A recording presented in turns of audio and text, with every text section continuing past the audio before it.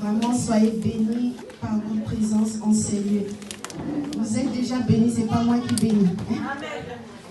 Voilà, donc nous sommes là, nous savons pourquoi nous sommes là. Nous sommes rassemblés au nom de notre Seigneur Jésus-Christ sur un thème qui nous a inspirés par sa grâce. Le thème intitulé « Quand la soifée devient une source ». C'est vrai, cette fois-ci, on n'a pas été bonne voix, c'est pas grave. Quand la soifée devient une source. Et ce thème a été tiré du livre de Jean,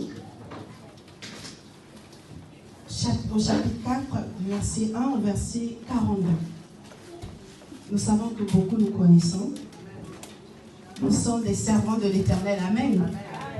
Nous connaissons un peu l'histoire dans tous les sens. Il y a eu des serviteurs de Dieu qui sont passés, qui vont encore passer après nous. Mais ce n'est pas fini. Parce que c'est la richesse de la parole de Dieu. Elle ne finira jamais. Elle ne finira jamais parce que c'est Dieu lui-même. Amen. Donc le sous-thème qui m'a été donné à moi, par la grâce de Dieu toujours, je dois moi, j'ai la responsabilité ce soir de vous présenter qui est cette femme. Qui est cette femme qui était assoiffée. On l'a appelée la soifée. Quand la soifée devient une source. Donc il s'agit de l'histoire de la Samaritaine. Je dois vous présenter qui est la femme samaritaine. Amen. Amen. Donc pour la petite histoire, c'est vrai, on ne va peut-être pas courir, mais je vais être vraiment brève. La petite histoire, c'est que les Samaritains sont un peu originaires de la Samarie. C'est une région au pays de l'Orient. Ça se trouve en Orient, vers la Syrie, là-bas, du côté de Naplouse, un peu vers la Palestine. Donc ce peuple, voilà, originaire de la Samarie, les Samaritains, en hébreu qui veut dire Shorom, et le nom historique, c'est un nom historique d'une région montagneuse du Proche-Orient, ça je viens de vous dire. Elle se situe proche de Sichem. Donc Sichem, c'était dans le temps d'Abraham. Je ne sais pas si ce mot-là, ça vous dit. C'est le champ que Abraham avait acheté et qu'il a même légué aussi à Jacob. Donc vous voyez, c'est comme un héritage de la famille. Et donc c'est près de ce champ-là, le Sichem. Et aujourd'hui, de nos jours, le nom a été juste modifié.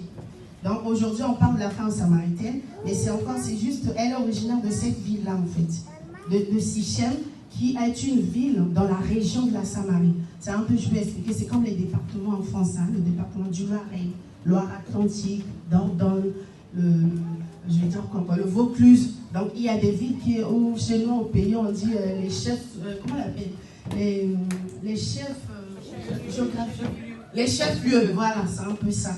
Donc, Sicha, qui est Sichem dans l'Ancien Testament, excusez-moi, Sicha au Nouveau Testament, c'est la même ville, que cela ne vous embrouille pas. Et donc, cette femme était originaire de cette ville. Donc, actuellement, la ville se situe à Naplouse, c'est-à-dire, je veux dire quoi, en rival. En fait, c'est rival, la ville a pour rival, je crois, la Judée et la Palestine. Donc aujourd'hui, la ville se trouve vraiment à Naplouse. Mais c'est une ville qui s'appelle, dans l'Ancien Testament, Sicha. Donc ça, c'est pour en Cisjordanie, si vous voulez. Donc les dernières recherches ont remonté que c'est un peuple, un tout petit peuple. Ils ne sont pas beaucoup. De l'histoire, ils ne sont pas beaucoup. Pourquoi? Parce que c'est un peuple c'est un mélange. Un mélange des peuples, en fait. D'abord, c'est un peuple qui a été, je veux dire, le peuple qui a été déporté. En fait, le peuple d'Israël qui habitait dans cette région en premier. C'était des Israélites qui habitaient cette ville-là. Mais à cause des dieux, c'est-à-dire il y a eu un roi qui s'est levé, un roi babylonien, un roi assyrien, et ils vont chercher à vouloir dominer le peuple d'Israël parce qu'ils avaient pris ce lieu-là. Et ils ont voulu emmener leur logique, leurs règles, leurs lois, leurs dieux, pour venir imposer aux enfants d'Israël qui habitaient cette contrée-là. Et donc ce qui va se passer, c'est qu'il y aura un peuple, un reste qui va rester, mais il y aura beaucoup qui seront vraiment exportés en exil. Donc il restera juste un petit nombre c'est-à-dire un petit nombre réduit. Ils possèdent 3 nationalités, si vous voulez, pour votre histoire. Les Samaritains possèdent 3 nationalités. Donc, ils n'ont pas une nationalité fixe. Donc, ils ont la nationalité palestinienne, israélienne et jordanienne. C'est un peuple qui n'est pas fixe. Donc, ils rassemblent et regroupent en eux-mêmes toutes ces 3 identités, ces 3 nationalités. Et ces multiples identités leur permettent de s'adapter à chacune de ces sociétés-là. Donc, le Samaritain peut arriver en Palestine. Il va se retrouver en Cisjordanie. Il va se retrouver. Il va arriver en Israël aussi. Il va se retrouver dans un peuple vraiment mélangé de par son histoire. Donc, selon la Bible, c'est après la mort plutôt du roi Salomon, au Xe siècle, le royaume de David va s'éclater en 2. C'est ce qu'on appelle le schisme oriental. Donc, il va s'éclater en 2.